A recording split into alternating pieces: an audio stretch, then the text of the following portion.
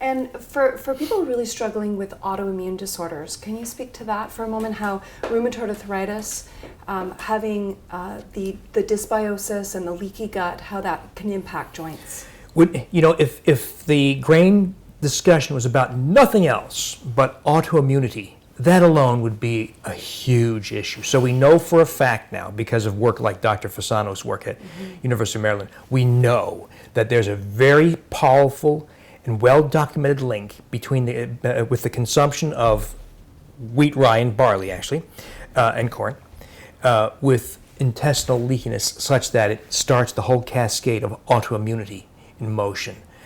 Now, the flip side of this, of course, if this is true, if people who have rheumatoid arthritis, polymyalgia rheumatica, polymyositis, Hashimoto's thyroiditis, lupus, and 70 other conditions of autoimmunity, if this is true, they should stop all those grains. They should have remission, or at least improvement, and that's what we see over and over. Now, the downside of this, it doesn't happen real fast. So people get relief, for instance, from acid reflux within 3 to 5 days, from joint pain, simple uncomplicated joint pain in the fingers and wrists within about 3 to 5 days. But the autoimmune conditions take at least weeks, if not months or longer. Yes. Like the neurological conditions, they take longer to recede. Definitely. And let's speak to that for a moment, the amazing power of reclaiming your mind. Don't you find that so many of your patients are more joyous on the wheat-free plan? Isn't that a wonderful effect? Yes. People are happier. Now, we should talk about the variation in individual susceptibilities. So two people can have very different experiences depending on your individual susceptibility.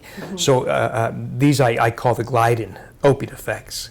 So we know that kids with ADHD and autistic spectrum disorder have behavioral outbursts and difficulty with paying attention. We know that people with schizophrenia have paranoia and auditory hallucinations. They hear voices. We know that people with bipolar illness have the mania provoked. We know that people with binge eating disorder and bulimia have 24-hour-a-day food obsessions. And we know that everyday people with none of those conditions just have appetite stimulation for carbohydrates and mind fog. So I agree that among the most interesting, fascinating, and wonderful effects of removing wheat is the transformation of mind health, because I felt it myself. Absolutely.